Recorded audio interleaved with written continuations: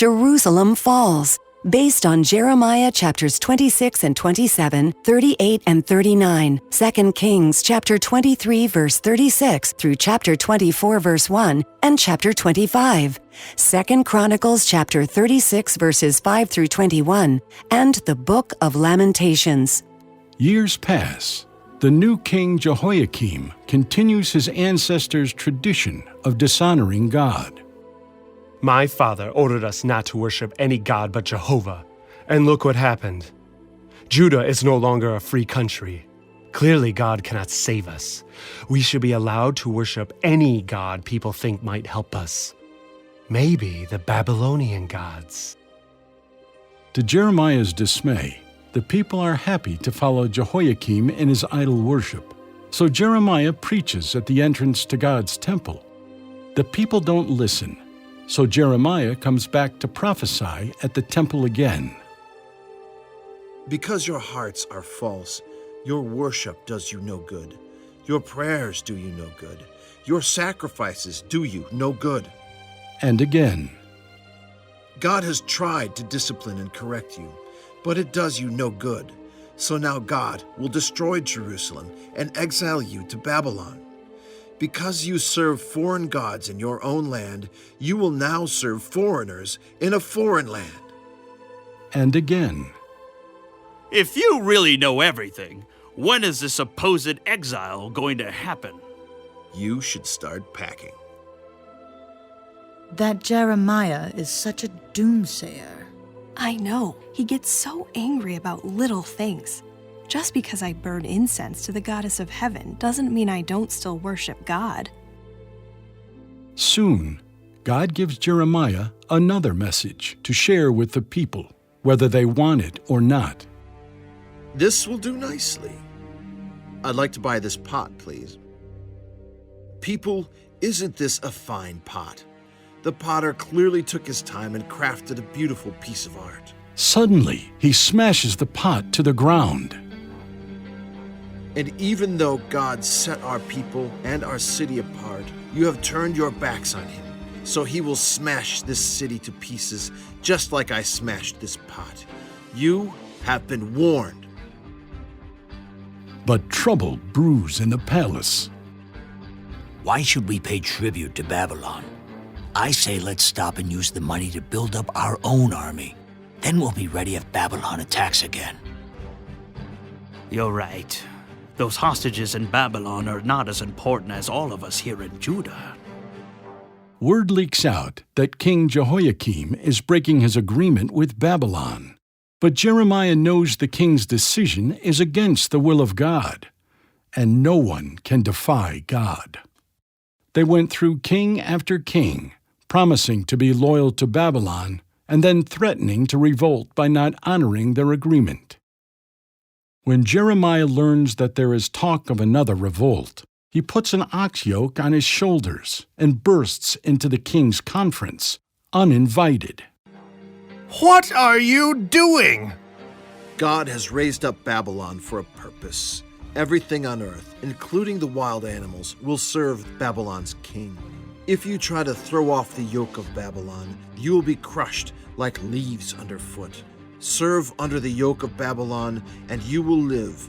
Any prophet who tells you otherwise is lying. As Jeremiah prophesied, Babylon answers this latest revolt with a swift attack.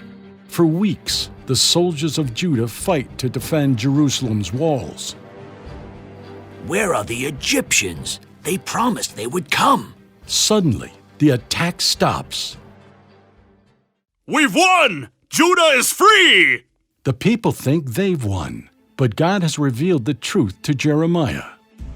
No, the Babylonians have not quit. They've gone to stop the Egyptians who were coming to help us. They'll be back. How does he know so much about what the Babylonians are doing?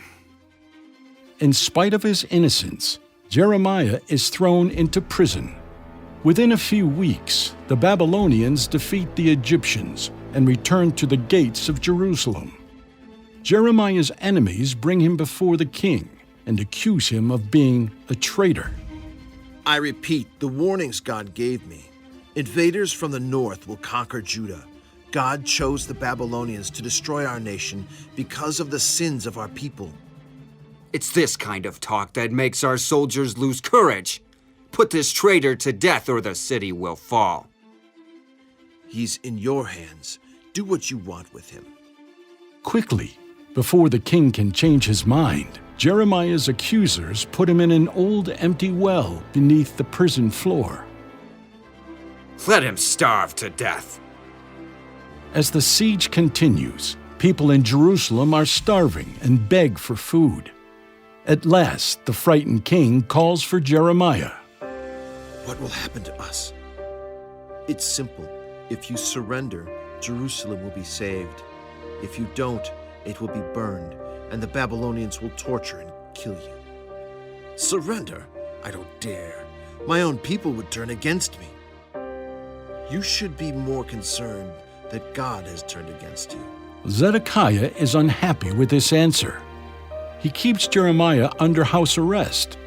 The siege goes on. For 2.5 years, forces from the great Babylonian army attack the city of Jerusalem.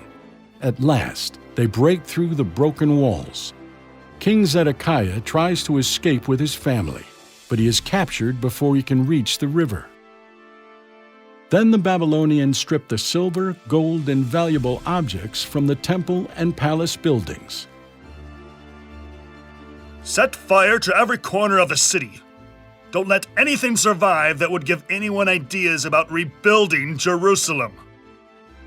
For days the fire rages, until all that is left of the beautiful city of Jerusalem is a heap of ashes and blackened stones. Jeremiah grieves with God's people over the destruction of Jerusalem. And now the streets of Jerusalem lie empty.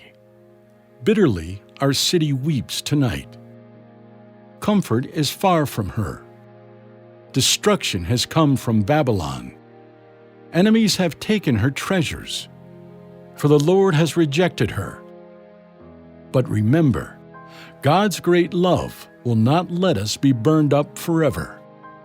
His love will never fail, because it is new every morning.